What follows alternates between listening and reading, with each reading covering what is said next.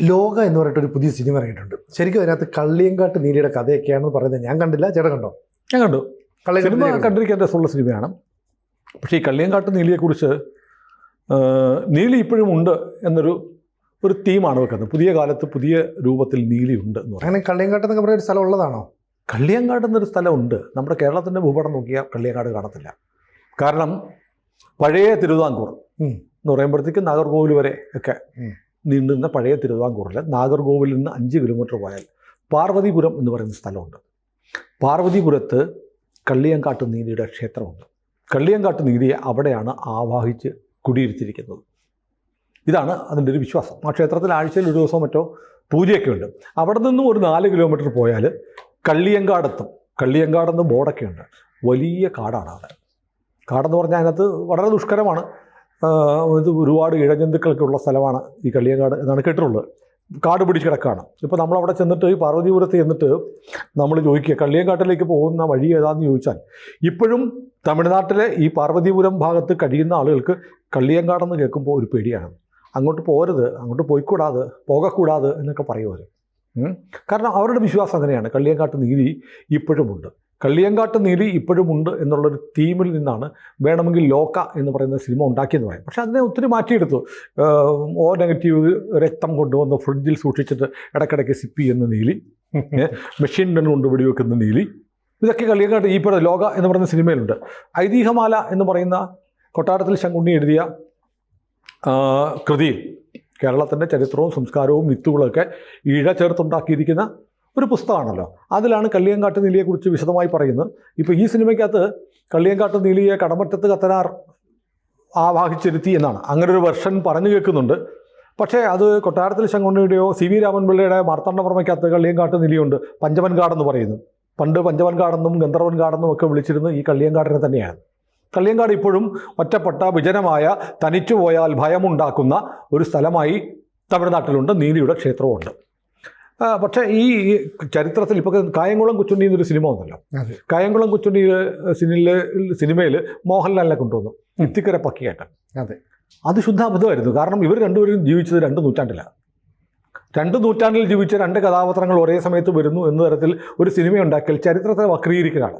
Cinema കാണുന്ന ആളുകൾ ഇന്നത്തെ യുവതലമുറ ഓർക്കും ഇവർ കൂട്ടുകാരായിരുന്നു കായംകുളം കൊച്ചുണ്ണിയും ഇത്തിക്കര പക്കിയും. ഒരു ഹരമായിരിക്കും അത് കാണുമ്പോൾ. മോഹൻലാലും നിവിൻ പോളിയും അത് കാണുമ്പോൾ 2 താരങ്ങളെ കാണുമ്പോൾ ഇഷ്ടം. പക്ഷേ ചരിത്രത്തിൽ അങ്ങനെ ആയിരുന്നില്ല. ഇവർ രണ്ടുപേരും 2 കാലഘട്ടത്തിൽ ജീവിച്ച, അവർ വിചാരിച്ചാൽ പോലും അവർക്ക് കാണാൻ പറ്റാത്ത തരത്തിൽ നൂറ്റാണ്ടുകളുടെ അകലെ ഇവർ തമ്മിലുണ്ടായിരുന്നു. അപ്പോൾ നമ്മുടെ പാഠപുസ്തകങ്ങളിലൊന്നും ശരിക്കും ഇത്തരം കാര്യങ്ങൾ പഠിപ്പിക്കാത്തതുകൊണ്ട് ഇത് കാണുന്ന ഇന്നത്തെ യുവതലമുറ എന്ത് കരുതും? ഇതാണ് കായംകുളം കൊച്ചുണ്ണിയുടെ കൂട്ടുകാരനായിരുന്നു ഇത്തിക്കര പക്കി എന്നൊക്കെ പഠിക്കും. ഇതൊക്കെ ശുദ്ധാബദ്ധമല്ലേ? നമ്മുടെ സംസ്കാരവുമായി ബന്ധപ്പെട്ടതാണ് നമ്മുടെ മിത്തുകളൊക്കെ. അപ്പോൾ ഈ കള്ളിയങ്കാട്ട് നീലി എന്ന് പറയുന്നത് ഇപ്പോഴും നീലി വളരെ സജീവമായി ഈ പാർവതീപുരം മേഖലയിൽ ഉണ്ട് എന്ന് തമിഴ്നാട്ടിലെ ആ പ്രദേശത്തെ പാവപ്പെട്ട ജനങ്ങൾ കരുതുന്നു. ഇപ്പം നീലിയുടെ കഥ ഈ പറയുന്ന പോലെയൊന്നുമല്ല. നീലിയുടെ കഥ ഇതിനകത്ത് പറയുന്നത് തന്നെ ഒരു ക്ഷേത്രത്തിൽ ആദിവാസി വിഭാഗത്തിൽപ്പെട്ട കുട്ടികൾ ചെന്ന് അവിടുന്ന് ദേവിയുടെ ഒരു രാജാവ് സമർപ്പിച്ച ഒരു കമ്മലോ മറ്റോ എടുത്ത് അവരുടെ ഗോത്ര ദൈവത്തിന് വെച്ചതിൻ്റെ പേരിൽ രാജാവ് വന്ന് ഇവരെയൊക്കെ വെട്ടിക്കൊന്നു. അവരുടെ ദേഹത്തേക്ക് പിന്നീട് ഈ കുഞ്ഞിൻ്റെ ദേഹത്തേക്ക് നീലി ആവാഹിച്ചു വന്ന് അവളിങ്ങനെ കാലങ്ങളോളം ജീവിക്കുന്നു എന്നുള്ളതാണ് ഈ സിനിമയിലൂടെ പറയുന്ന കഥ. അത് ശുദ്ധമണ്ടത്തരമാണ്. അങ്ങനെയല്ല കഥ. നീലിയുടെ കഥ എന്ന് പറയുന്നത് ഇപ്പം പഞ്ചവൻകാട്ടിലെ നീലിയെക്കുറിച്ച് മാർത്താണ്ഡവർമ്മയെ പറയുന്നുണ്ട് CV രാമൻപിള്ളയുടെ ചരിത്ര ആഖ്യായികയിൽ. പക്ഷേ ഇത് കൊല്ലവർഷം 30 പഴകന്നൂർ ദേശം ഇപ്പോൾ തമിഴ്നാട്ടിലാണ്. ഈ പറഞ്ഞ സ്ഥലം പഴകന്നൂർ ദേശത്ത് ഒരു ദേവദാസി ഉണ്ടായിരുന്നു. കാർവേണി എന്നാണ് പേര്. കാർവേണിക്കൊരു മകൾ സുന്ദരിയായ അല്ലിക്ക് അവിടെ അടുത്തുള്ള ക്ഷേത്രത്തിലെ പൂജാരിയായിരുന്ന നമ്പിയോട് ഇഷ്ടം. നമ്പിയെ അവൾ ഇഷ്ടപ്പെട്ടു, കല്യാണം കഴിച്ചു. അങ്ങനെ നമ്പി ഈ കാർവേണിയുടെ അല്ലിയുടെ അമ്മയുടെ വീട്ടിൽ താമസിക്കുകയാണ്. പക്ഷേ ഇവൻ ഭയങ്കര ദുർനടപ്പുകാരനായിരുന്നു. ഇവൻ്റെ ഏക ലക്ഷ്യം ഇവരുടെ പൈസ അടിച്ചു മാറ്റുക എന്നുള്ളത് മാത്രമേ. ഇന്നത്തെ ഒരു ടിപ്പിക്കൽ മലയാളിയുടെ അതേ സ്വഭാവം ഈ നമ്പിക്കന്ന് ഉണ്ടായിരുന്നു. പൂജാരിയായ നമ്പിക്കുണ്ടായിരുന്നു. അവസാനം കാർവേണി എന്തു പറഞ്ഞു? മരുമകനെ വീട്ടിൽ നിന്ന് അടിച്ചിറക്കി. ഇനി നീ ഇവിടെ നിൽക്കണ്ട, പൊക്കോ, എൻ്റെ വീട്ടിൽ നിൽക്കണ്ട എന്ന് പറഞ്ഞു. പക്ഷേ അപ്പോൾ അല്ലി ഭർത്താവിനോട് വലിയ സ്നേഹമാണ്. ഭർത്താവിനെ ഇറക്കി വിട്ടപ്പോൾ അല്ലിക്ക് സഹിച്ചില്ല. അല്ലി എന്ത് പറഞ്ഞു, അമ്മ എന്നെ അടിച്ചിറക്കുക, എൻ്റെ ഭർത്താവിനെ ഇറക്കി വിടുകയാണെങ്കിൽ ഞാനും പോവുകയാണെന്ന് കരുതി പറഞ്ഞിട്ട് അല്ലി ഭർത്താവിൻ്റെ കൂടെ നമ്പിയുടെ കൂടെ പോയി. അങ്ങനെ അവർ നടന്ന്, അന്ന് വാഹന സൗകര്യമൊന്നും ഇല്ലോ, KSRTC ബസ്സിന് കയറിയൊന്നും പോകാൻ പറ്റില്ല, ഗണേഷ് കുമാർ മന്ത്രി അല്ലാത്തതുകൊണ്ട് കാൽനട തന്നെ നടരാജൻ എക്സ്പ്രസ്സിന് പോയിക്കൊണ്ടിരിക്കുകയാണ്. യാത്ര ചെയ്ത് അന്ന് ഈ പറഞ്ഞ പോലെ തിരുവനന്തപുരം അല്ലെങ്കിൽ നാഗർകോവിൽ ഭാഗമൊന്നും ജനനിബിഡമൊന്നുമല്ല, മുഴുവൻ വനപ്രദേശങ്ങളൊക്കെയാണ്. നടന്നു പോകുമ്പോൾ അല്ലിക്ക് പെട്ടെന്ന് വല്ലാത്ത ക്ഷീണം വന്നു. അല്ലി പറഞ്ഞു, എനിക്കൊന്ന് വിശ്രമിക്കണം എന്ന് പറഞ്ഞപ്പോൾ നമ്പി പറഞ്ഞു, വാ ഇവിടെ ഇരുന്നോ, കിടക്കാം എന്ന് പറഞ്ഞു. അങ്ങനെ നമ്പി ഇരുന്നപ്പോൾ നമ്പിയുടെ മടിയിൽ തലവെച്ച് അല്ലി കിടന്നു. അപ്പോൾ ഇവളുടെ ശരീരത്തിൽ നല്ല സ്വർണ്ണമൊക്കെ ഉണ്ടായിരുന്നു, സ്വർണം വള ഒക്കെ ഉണ്ടായിരുന്നു. വീട്ടിൽ നിന്ന് ഇറങ്ങിപ്പോയപ്പോൾ അവൾ അത്യാവശ്യം എടുക്കേണ്ട സാധനമൊക്കെ എടുത്തിട്ടുണ്ടായിരുന്നു. ഇയാൾ എന്ത് ചെയ്യുന്നറിയോ, തൊട്ടടുത്ത് കിടന്ന് ഒരു കരിങ്കല്ലെടുത്ത് അല്ലിയുടെ തല ഇടിച്ചു പൊട്ടിച്ചു. അല്ലിയെ കൊന്നിട്ട് ഈ സ്വർണ്ണാഭരണങ്ങൾ കവർന്നെടുത്തു. അപ്പോൾ അല്ലി ഇറങ്ങിപ്പോയപ്പോഴത്തേക്ക് അല്ലിയുടെ സഹോദരൻ എന്ത് ചെയ്തു, സഹോദരൻ ഈ അല്ലിയെ കാണാൻ വേണ്ടിയിട്ട്, അമ്മ എന്തിനാ ഇറക്കി വിട്ട്, എൻ്റെ ചേച്ചി എനിക്ക് കാണണം എന്ന് പറഞ്ഞ് സഹോദരൻ ഓടി പിന്നാലെ വന്നു. പിന്നാലെ വന്നപ്പോൾ കാണുന്നത് തല തകർന്ന് കൊല്ലപ്പെട്ട് കിടക്കുന്ന അല്ലിയുടെ ജഡമാണ്. ഇവൻ ഹൃദയം പൊട്ടി അവിടെ മരിച്ചുപോയി. അങ്ങനെ അല്ലിയുടെയും സഹോദരൻ അനിയൻ്റെയും ജഡങ്ങളാണ് അവിടെ കണ്ടത്. അപ്പോൾ കഥയിലെ അടുത്ത ട്വിസ്റ്റ് എന്ന് പറയുന്നത്, ഇവർ രണ്ടുപേരും നീലനെന്നും നീലിയും എന്നു പേരുള്ള 2 കുട്ടികളായിട്ട് ചോള രാജാവിൻ്റെ മക്കളായിട്ട് പുനർജനിക്കുന്നു. നീലനും നീലിയും, അവിടെയാണ് നീലി വരുന്നത്. അപ്പോൾ ഈ മക്കളുണ്ടായതിന് ശേഷം ചോള രാജാവിൻ്റെ രാജ്യത്ത് നിരന്തരം ദുർനിമിത്തങ്ങളൊക്കെയാണ്. രാത്രി കന്നുകാലികളെ കാണാതാവുന്നു, കന്നുകാലികളിൽ രക്തം ഊറ്റിക്കുടിച്ച നിലയിൽ കന്നുകാലികൾ കൊല്ലപ്പെടുന്നു, ആകെ ദുർനിമിത്തങ്ങൾ. രാജാവ് ഇപ്പോൾ രഹസ്യമായിട്ട് പ്രശ്നമൊക്കെ വെച്ച് നോക്കിയപ്പോൾ തൻ്റെ മക്കൾ മനുഷ്യരല്ല, ഇവർ യക്ഷഗന്ധർവന്മാരാണ്, ഇവരിൽ യക്ഷിബാധയുണ്ട് എന്ന് കണ്ടെത്തുന്നു. അങ്ങനെ ചോള രാജാവ് ഈ മക്കളെ കൊണ്ടുവന്നിട്ട് ഇന്നത്തെ തമിഴ്നാട്ടിലെ പാർവതീപുരം എന്ന് പറയുന്ന സ്ഥലത്തുള്ള ഈ പഴകന്നൂർ ഭാഗത്ത് ഉപേക്ഷിച്ചു. അങ്ങനെ പിന്നെ ഇവർ ഈ പഴകന്നൂർ, നാഗർകോവിലിനടുത്താണ് ഇപ്പോൾ പഴകന്നൂർ എന്ന് പറയുന്ന സ്ഥലം. പഴകന്നൂർ ഇവരുടെ വിഹാര കേന്ദ്രമായി. ഇവർ രണ്ടുപേരും ദുരാത്മാക്കളുണ്ടല്ലോ ഇവരുടെ ശരീരത്തിലുണ്ട്.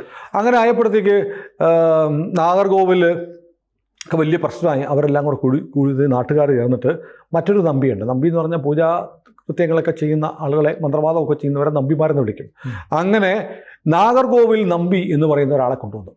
നാഗർകോവിൽ നമ്പി ഈ നീലനെ ആവാഹിച്ച് കുടിയിരുത്തി. പക്ഷെ നീലിയെ ആവാഹിക്കാൻ പറ്റിയില്ല. നീലി എന്ത് ചെയ്തു, ഈ ആവാഹിക്കാൻ വന്ന നമ്പിയെ കൊന്നു. നമ്പിയെ കൊന്നപ്പോൾ കഥയ്ക്ക് അടുത്ത ടിസ്റ്റാണ്. എന്നിട്ട് നീലി ഇങ്ങനെ ആരാലും കീഴടക്കപ്പെടാനാവാത്ത ഒരു, നീലിക്ക് പക കൂടി തൻ്റെ സഹോദരനെ തളച്ചില്ലേ. അപ്പോൾ നീലി ഉഗ്രമൂർത്തിയായിട്ട് ആ പഞ്ചവങ്കാട് ആ പ്രദേശം മുഴുവൻ അടക്കി, ആർക്കും പുറത്തിറങ്ങാൻ വയ്യ, രാത്രി പുറത്തിറങ്ങിയാൽ ഉറപ്പാണ് കൊല്ലും, നീലി ചോര കുടിക്കും. ഇങ്ങനെ കഴിയുന്ന സാഹചര്യത്തിൽ ഈ നമ്പിക്കും ദുർമരണമല്ല ഉണ്ടായത്, നമ്പിയും പുനർജനിച്ചു. നമ്പി, അത് തളയ്ക്കാൻ വന്ന നമ്പി ഈ ജന്മത്തിൽ പുനർജന്മിച്ചത് ആനന്ദൻ എന്ന പേരിലാണ്. അങ്ങനെ ആനന്ദൻ, പക്ഷെ അയാൾക്ക് ഈ മന്ത്രവാദം ഒന്നും അറിയാം, അയാൾ കച്ചവടക്കാരനായിരുന്നു. മുസിരിസിലേക്ക് അയാൾക്ക് കച്ചവടത്തിന് പോകണം. മുസിരിസ് എന്ന് പറഞ്ഞാൽ നമ്മുടെ കൊടുങ്ങല്ലൂർ, ഇന്നത്തെ കൊടുങ്ങല്ലൂർ. അങ്ങനെ നാഗർകോവിലിൽ നിന്ന് ഇയാൾ ഏതൊക്കെയോ മാർഗേന മുസിരിസിലേക്ക് പോകാനുള്ള യാത്ര തുടങ്ങുകയാണ്. യാത്ര തുടങ്ങുമ്പോൾ കയ്യിൽ ഒരു മാന്ത്രിക ദണ്ഡൊക്കെ ഉള്ളതുകൊണ്ട് നീലിക്ക് തൊടാൻ പാടുന്നത്. പക്ഷേ നീലി ഇയാളെ ഭയങ്കരമായിട്ട് ഉപദ്രവിച്ചു. ഇയാളുടെ യാത്രയൊക്കെ തടസ്സപ്പെടുത്തിയപ്പോൾ ഇയാൾ നീലിയെ പണ്ട് തളയ്ക്കാൻ ഇയാളെത്തിയ മുൻജന്മത്തിലെത്തിയ പഴകന്നൂരിലെത്തി. നീലി അവിടെ കൊണ്ടുവന്ന് കഴിഞ്ഞപ്പോഴത്തേക്ക് ഇയാൾ പറഞ്ഞു, ഒരു വലിയ പ്രശ്നമാണ്, എനിക്ക് ഒരു രക്ഷയില്ല, എന്നെ നീലി കൊല്ലും, എന്നെ ഇവിടെ മനഃപൂർവ്വം കൊണ്ടുവന്നതാണ്, ഞാൻ നമ്പിയുടെ പുനർജന്മമാണെന്ന് എനിക്കിപ്പോൾ ഓർമ്മ വരുന്നു, ഇവിടെ വെച്ച് എന്നെ അവൾ കൊല്ലും. അപ്പോൾ ആ ഗ്രാമത്തിൽ, പഴകന്നൂർ ഗ്രാമത്തിൽ 70 പേരേ ഉള്ളൂ.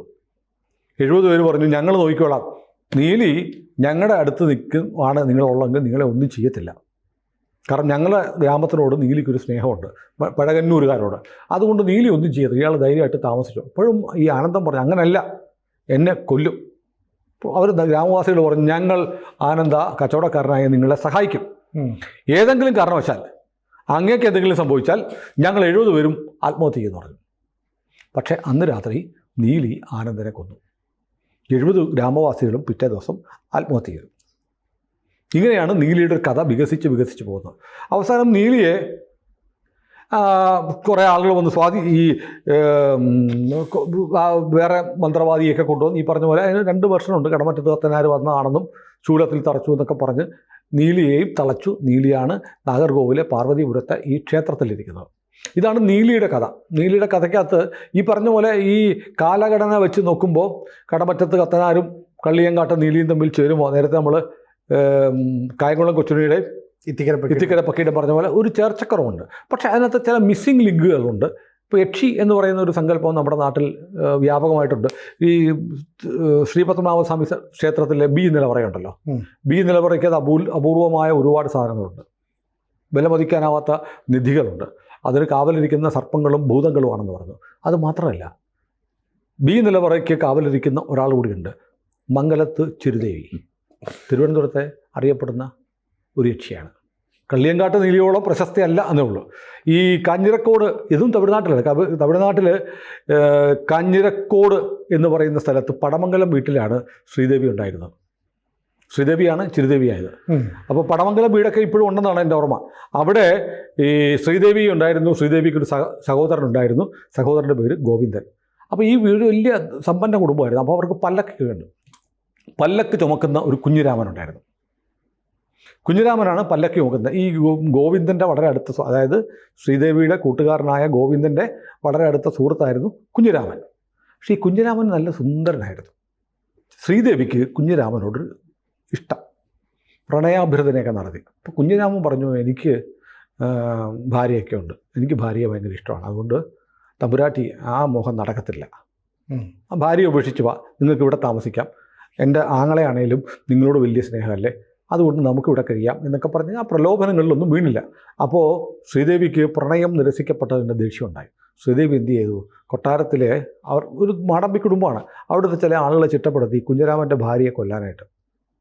അവിടുത്തെ ചില കിങ്കരന്മാരോട് ഈ ശ്രീദേവി ഇങ്ങനെ പറഞ്ഞപ്പോൾ ആ കിങ്കരന്മാരിൽ ചിലർ ഗോവിന്ദനോട് പറഞ്ഞു, അനിയത്തി ഇങ്ങനൊരു പണി ഞങ്ങളെ ഏൽപ്പിച്ചിട്ടുണ്ട് എന്ന് പറഞ്ഞു. ഗോവിന്ദൻ പറഞ്ഞു, അരുത്, അങ്ങനൊന്നും ചെയ്യരുത്, കുഞ്ഞിരാമൻ എൻ്റെ കൂട്ടുകാരനാണ്, അല്ലെങ്കിൽ തന്നെ അവളിങ്ങനെ കുട്ടിയാണ്, അവളെ നിങ്ങൾക്ക് പറയുന്നത് കേട്ട് നിങ്ങളൊന്നും ചെയ്യാൻ പാടില്ല എന്ന് പറഞ്ഞിട്ട് ഗോവിന്ദൻ ചെന്ന് കുഞ്ഞിരാമനോട് പറഞ്ഞു, ഇങ്ങനൊരു പ്രശ്നമുണ്ട്, ശ്രീദേവിക്ക് എന്നെ ഭയങ്കര ഇഷ്ടമാണ്, നിൻ്റെ ഭാര്യയെ, നിന്നെയല്ല നിൻ്റെ ഭാര്യയെ കൊല്ലാൻ ആളെ വരെ അവളെ ഏർപ്പാടാക്കി എന്ന് പറഞ്ഞു.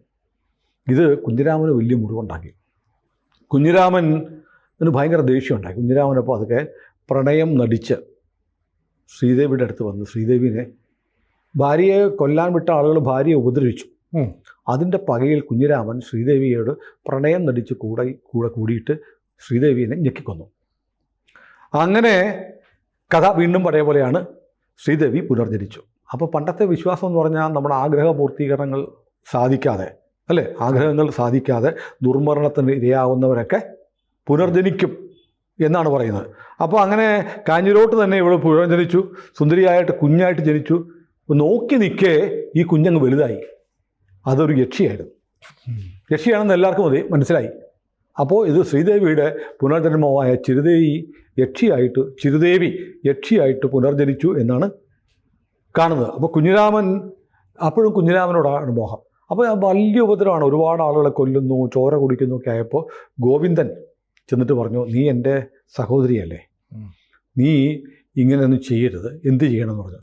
എനിക്ക് ചുരുങ്ങിയത് 1 വർഷമെങ്കിലും ഭർത്താവായിട്ട് കുഞ്ഞിരാമനെ വേണം എന്ന് ചിരുദേവി പുനർജന്മത്തിൽ ലക്ഷ്യയായി വന്ന ചിരുദേവി ആവശ്യപ്പെട്ടുവെന്നും അങ്ങനെ 1 വർഷം, അപ്പോൾ വാക്ക് കൊടുത്തു, 1 വർഷം ഭർത്താവായിട്ട് ജീവിച്ചു കഴിഞ്ഞാൽ നീ ഒരു പ്രതിഷ്ഠയായിട്ട് മാറണം എന്ന് പറഞ്ഞു. അങ്ങനെ 1 വർഷം കുഞ്ഞിരാമൻ്റെ കൂടെ ജീവിച്ചതിന് ശേഷം കഴിഞ്ഞ ജന്മത്തിലെ ആഗ്രഹം പൂർത്തീകരിച്ച് മംഗലത്തു ചിരുദേവി ഒരു യക്ഷി ആയിട്ട്, ഒരു പ്രതിഷ്ഠയായിട്ട് സ്വയം മാറി എന്നാണ് പറയുന്നത്. ഈ മംഗലത്ത് ചിരുദേവിയും ശ്രീപത്മനാഭ ക്ഷേത്രത്തിലെ ബി നിലവറയെ കാവൽ നിൽക്കുന്ന ഒരു യക്ഷിയായിട്ട് ഇന്നുണ്ടെന്ന് പറയുന്നു. ഒരുപാട് പേര് ആരാധിക്കുന്നുണ്ട്. നമ്മുടെ സ്വാതിരുനാളിൻ്റെ ഭാര്യ സുന്ദരലക്ഷ്മി ഈ മംഗലത്ത് ചിരുദേവിയെ പ്രാർത്ഥിച്ചിരുന്നു. അപ്പോൾ ഹിന്ദു കുടുംബങ്ങളിൽ പലയിടത്തും യക്ഷിക്കാവുകളും യക്ഷി ആരാധനയൊക്കെ ഉണ്ട്, പലയിടത്തും ഉണ്ട്. അത് പാലച്ചോട്ടിൽ ക്ഷേത്രം ഉണ്ടാക്കി അവിടെ യക്ഷി ആരാധനകൾ നടത്തുന്ന കുടുംബങ്ങളുണ്ട്. എനിക്കറിയാം, എൻ്റെ അമ്മയുടെ കുടുംബത്തിലും ഒക്കെ ഇതൊക്കെ ഉണ്ട്. അപ്പോൾ പണ്ട് മുതലുള്ളൊരു പാരമ്പര്യമാണ്. അപ്പോൾ ഇതിങ്ങനെ ഒരു വിശ്വാസം മിത്താണോ എന്ന് ചോദിച്ചാൽ മിത്താണെന്ന് പറയാം. പക്ഷേ ഒരുപാട് ആളുകൾക്ക് അനുഭവങ്ങളുണ്ടെന്നും പറയുന്നുണ്ട്. ഇപ്പോൾ കള്ളിയങ്കാട്ട് നീലി എന്ന് പറയുന്ന കേരളത്തിലെ ഏറ്റവും പ്രശസ്തയായ ഒരു യക്ഷിയാണ്. അപ്പോൾ അതിൻ്റെ പിന്നിൽ ചതിയുണ്ട്, ഇപ്പോൾ ഈ എല്ലാ യക്ഷികളുടെ കഥയ്ക്ക് മുന്നിലും ചതിക്കപ്പെട്ട ഒരു മനുഷ്യൻ്റെ പക ബാക്കിയുണ്ട്. ജീവിതത്തിൽ ജീവിച്ചിരുന്നപ്പോൾ നടക്കാതെ പോയ ആഗ്രഹങ്ങൾ അടുത്ത ജന്മത്തിൽ വന്ന് പകയോടെ സാധിച്ചെടുക്കുന്ന ഒരു മനുഷ്യൻ്റെ രൂപമുണ്ട്. അപ്പോൾ യക്ഷി എന്ന് പറയുന്നത് ഉണ്ടായിരുന്നോ ഇല്ലയോ എന്നറിയില്ല. അപ്പം ഇപ്പോൾ അന്നുണ്ടായിരുന്ന യക്ഷികളൊക്കെ ഇന്ന് എവിടെ പോയി എന്ന് ചോദിക്കുന്നത്. നമ്മുടെ എറണാകുളത്ത് ചിൽഡ്രൻസ് പാർക്കിൻ്റെ ഓപ്പോസിറ്റ് ഒരു ആനി ബെസന്റ് ട്രാഫിക് പാർക്കുണ്ട്. ചെറിയൊരു പാർക്ക്, കുട്ടികളുടെ പാർക്കിൻ്റെ നേരെ ഓപ്പോസിറ്റ് ഒരു ട്രാഫിക് അവിടെ കാണുമ്പോൾ അറിയാം. അവിടെ അങ്ങനെ പബ്ലിക്കിന് പ്രവേശനമൊന്നുമില്ല. അവിടെ മറ്റേ NBSൻ്റെ ബുക്ക് ഷോപ്പ് ഉള്ളതിൻ്റെ ഓപ്പോസിറ്റ് അവിടെ പണ്ടൊരു ഇഷ്യൂ ഉണ്ടായിരുന്നാണ് പറയുന്നത്. ഞാൻ പറഞ്ഞു കേട്ടിട്ടുണ്ട്. പണ്ട് എറണാകുളം ഇപ്പോൾ നമ്മൾ ഈ വൈറ്റില, കേരളത്തിലെ ഏറ്റവും വലിയ ജംഗ്ഷനാണ്. വൈറ്റില പാടമായിരുന്നു, പാടശേഖരം, വിളവെടുക്കുന്ന കൊയ്ത്ത് നടക്കുന്ന പാടമായിരുന്നു. അങ്ങനെ പഴയ എറണാകുളം എന്ന് പറയുന്നത് വളരെ തരിച്ചായിരുന്നു. ഒരു 10-50 വർഷങ്ങൾക്കപ്പുറമുള്ള എറണാകുളം എന്ന് പറഞ്ഞാൽ ഇത് ഗതാഗതമൊന്നുമില്ല, മഹാനഗരമല്ല. എറണാകുളം ഇത്ര വലിയ മഹാനഗരമാകുമെന്ന് എറണാകുളത്തുകാർ പോലും കരുതിയിട്ടില്ല. എറണാകുളം വികസിച്ചു. അപ്പോൾ ആനി ബെസന്റ് പാർക്കിനടുത്ത് ഒരു യക്ഷി ഉണ്ടായിരുന്നു. ആ യക്ഷി എവിടെ പോയി എന്നറിയത്തില്ല. അപ്പോൾ യക്ഷികളും ദുരാത്മാക്കളും ഒക്കെ എവിടെ പോയി എന്നറിയില്ല. പക്ഷെ ഇപ്പോഴും നമ്മുടെ നാട്ടിലെ അതിപ്രശസ്തമായ ഒരു മിത്ത് അല്ലേ? അതെ. യക്ഷിയെ കണ്ട ഇഷ്ടമാണോ പേടിയാണോ ഉണ്ടാവുക? ഇഷ്ടമുണ്ട്, പേടിയുണ്ട്. പേടിയോടുള്ള ഇഷ്ടം. ഇതിനെ ഇഷ്ടപ്പെടുന്നതിന് സുന്ദരിയായിരിക്കും യക്ഷി എന്ന് പറയുന്നത്. ശരി ശരി. പക്ഷേ വേറെ കാര്യമുണ്ട്, പല്ല്, നഖം, മുടി ഇത് മാത്രമേ കാണുള്ളൂ, ബാക്കിയൊന്നും കിട്ടത്തില്ല. വേറൊരു കഥ പറഞ്ഞു കേൾക്കാറുണ്ട്. യക്ഷിയൊന്നും ഉണ്ടായിരുന്നില്ല പണ്ടൊക്കെ. ഈ നടപ്പുകാരായ ചില ആളുകളുണ്ടല്ലോ, അവർ രാത്രി കാലങ്ങളിൽ ഇങ്ങനെ അധികാരവും സമ്പത്തും കൈവശമുള്ള നാട്ടിലെ പ്രമാണിമാർ രാത്രി പെൺവേട്ടയ്ക്കിറങ്ങും. അപ്പോൾ ഇതിനെ ഒരു തടയുണ്ടാകാൻ വേണ്ടിയിട്ട് നാട്ടിലെ ചെറുപ്പക്കാരെ സംഘടിപ്പിച്ച് അവർ തന്നെ ഒരു വെള്ള സാരിയൊക്കെ കൊടുത്ത് ഇങ്ങനെ നിൽക്കും. ഇവന്മാർ വരുമ്പോഴത്തേക്ക് ഇവന്മാരെ റെഡിയാക്കിയിട്ട് തട്ടിയിട്ട് എല്ലും നഖവും മാത്രമൊക്കെ ഇട്ടതാവാം എന്നൊരു വർഷനുമുണ്ട്. ഏതായാലും നമ്മുടെ കേരളത്തിലെ ഈ പ്രേത സങ്കല്പങ്ങളിലൊക്കെ ഏറ്റവും പ്രശസ്തമായത് യക്ഷിയാണ്. പിന്നെ യക്ഷിയൊക്കെ നമ്മുടെ ഈ വിദേശത്തുള്ള ഡ്രാക്കുള എന്നൊക്കെ പറഞ്ഞാൽ പല്ലൊക്കെ ഇങ്ങനെ നീണ്ടുപോകും, ഭീകരമായ രൂപമാണ്. പക്ഷെ യക്ഷി എത്ര സുന്ദരിയാണ് അല്ലേ? മെല്ലിഞ്ഞ്, മുടിയൊക്കെ വളരെ സ്ലിമ്മായിട്ട്, മുടിയൊക്കെ നീട്ടി, വെള്ള സാരിയും വെള്ള ബ്ലൗസും. എന്താണ് ഈ വെള്ളയും വെള്ളയുടെയും യൂണിഫോമിൻ്റെ കാര്യം എനിക്കറിയില്ല. പക്ഷെ ലോക്കായിലെ യക്ഷി ജീൻസും ഒക്കെ എടുത്തത്. അപ്പോൾ ഏതായാലും ആധുനിക കാലത്തും യക്ഷി കഥയ്ക്ക് മാർക്കറ്റ് ഉണ്ടെന്ന് സിനിമയിലൂടെ അവർ തെളിയിച്ചു. പിന്നെ ഈ ഐതിഹ്യമാല പോലെയുള്ള പുസ്തകങ്ങളെ അധികരിച്ച് ഒരുപാട് കഥകളുണ്ടാക്കാം, അതിൻ്റെ പുതിയ വെർഷൻ പറയാം. പക്ഷെ എന്നാലും ഐതിഹ്യമാലകളിലൂടെ കൊട്ടാരത്തിൽ ശങ്കുണ്ണി ചേർത്തുവച്ച, നമുക്ക് പകർന്നു തന്ന ഒരു വലിയ സംസ്കാരത്തിൻ്റെയും മിത്തുകളുടെയും ഒക്കെ ഒരു വലിയ ലോകമുണ്ട്. ഐതിഹ്യമാല വായിക്കാത്തവർ അത് വായിക്കണമെന്നാണ് പുതിയ തലമുറയിലെ പ്രേക്ഷകരോട് എനിക്ക് പറയാനുള്ളത്. അതൊരു നമ്മുടെ സംസ്കാരത്തിൻ്റെ, നമ്മുടെ നാട്ടിലെ ഉണ്ടായിരുന്ന വിശ്വാസങ്ങളുടെയും പലതും ഉള്ളതൊക്കെ തന്നെയാണ്, ഇല്ലാത്തതൊന്നുമല്ല. ഐതിഹ്യമാലയിലെ പല കാര്യങ്ങളും ഇന്നും നമുക്ക് പലയിടത്തും കാണാൻ പറ്റും. ഐതിഹ്യമാല കാണാത്തവർ വായിക്കട്ടെ. ലോക അല്ല ഐതിഹ്യമാല. കൂടുതൽ വാർത്തകളും വിശേഷങ്ങളും നിങ്ങളിലേക്ക് എത്താൻ ABC മലയാളം സബ്സ്ക്രൈബ് ചെയ്യുക, ബെൽ ബട്ടണും അമർത്തുക.